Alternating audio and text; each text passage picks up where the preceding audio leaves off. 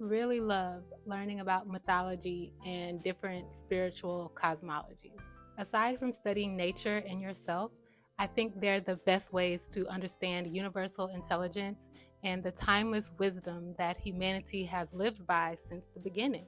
And while I appreciate the cultural specificity and artistic flair, the dramatic details and characters and costumes that makes each cosmology or mythological system unique, the real treat comes when you can look past the aesthetic distinctions. Because beneath those very real and undeniable differences, you'll slowly start to realize that they're all describing the same thing.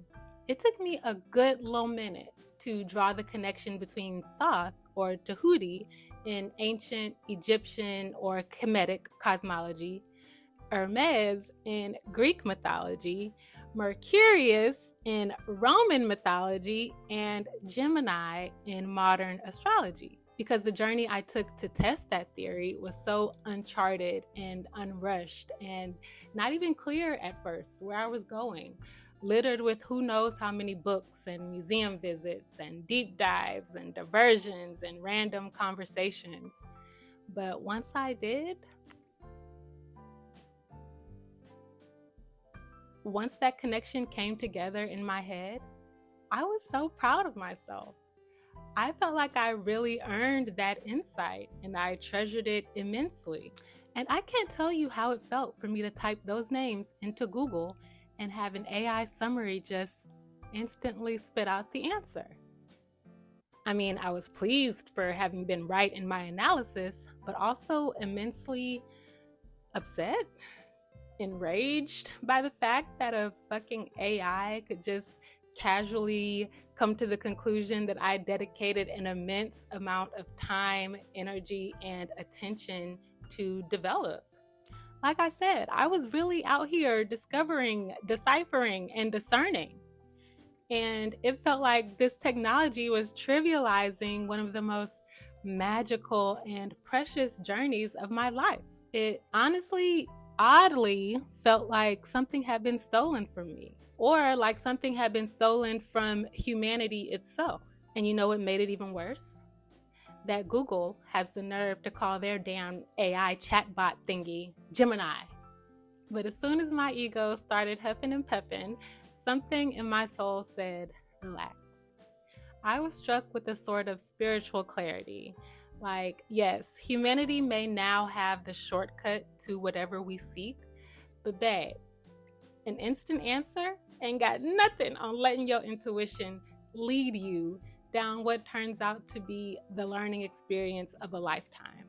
The endorphin hit my brain got from being affirmed by the computer was no match for the soul level satisfaction I got from not having an immediate answer, for the treasures I found and the obstacles I overcame and the interesting people I encountered along the winding, dimly lit road. Something as seemingly simple as having to stop and look up some archaic word or arcane reference would easily lead me to new levels of insight or expose me to some necessary piece of nuance or strengthen my theory in a significant way. That whole process humbled and challenged me, insisting that I open new neural pathways within my consciousness and in the collective consciousness as well. And perhaps most meaningfully, it required me to be patient, sometimes to the point of just being still.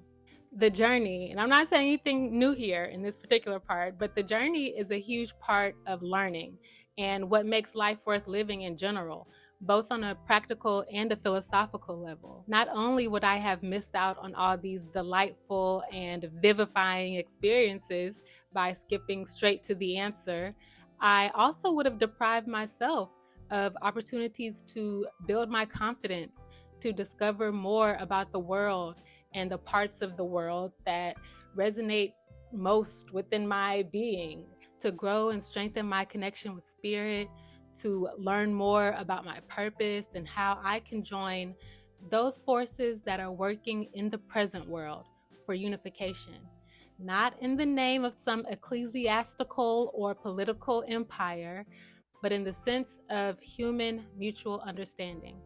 as Joseph Campbell wrote in his book, The Hero with a Thousand Faces. It's terrifying to think of what we as people will miss out on in life by wantonly adopting a technology that's more concerned with expediency than experience. Technology that filters out all the delightful surprises and serendipity and experiences we stand to gain besides knowledge while pursuing knowledge. Who do we as humans become when we aren't intentional about teaching kids to value the search as much as or more than we value the answer?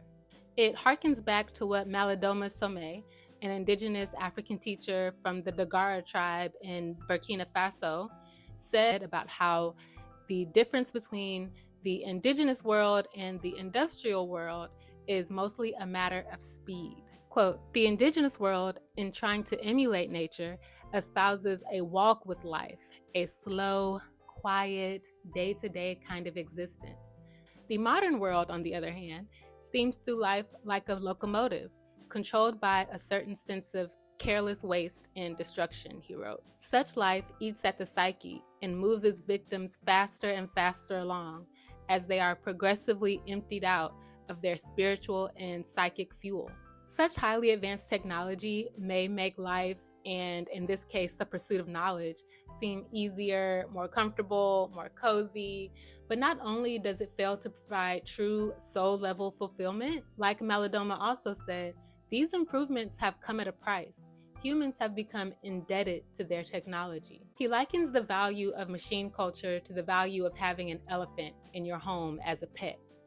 Quote, "Would the energy spent to find 200 pounds of food every day compensate for what you get out of it? Anyone whose genius is wrapped up in this kind of effort must devote his life to it." But to get to the why of it all, he says that the hasty grinding wheels of the machine culture in Western society, where blatant consumerism has spread even into the spiritual realm, reveals, quote, "the attempt of a mechanized culture to protect itself from having to face even subtle duties toward its higher self." Because yes, that is exactly it. The journey it took to see how all these different cultures were characterizing the same universal energy felt like service toward my higher self. And that feeling I felt like something had been stolen from me, Brother Elder Malidoma offered a more apt analysis for that as well, saying to be in a machine culture is to have one's soul constantly at risk of being sucked out.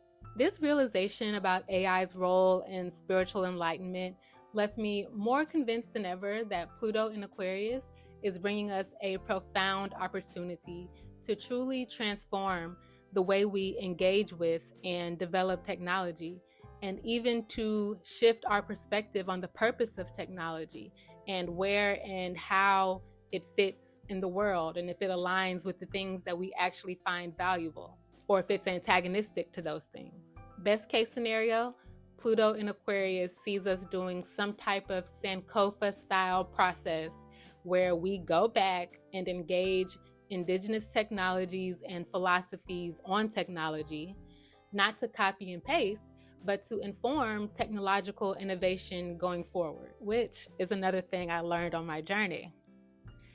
Mercury doesn't go retrograde for no reason. And if you know, you know. And you better went on a journey to find out. Ain't no shortcuts, no skating. I'm Jada Water, and I share observations, insights, and personal experiences with philosophy, astrology, mythology, and all sorts of spiritual cosmologies, but especially Pan-African cosmologies.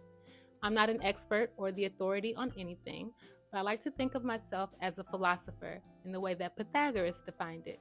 Whereas wise men had called themselves sages, or those who know, a philosopher is one who is attempting to find out. Be sure to check out the companion piece to this article, Pluto in Aquarius and Indigenous Technologies, on my site, Jada Water.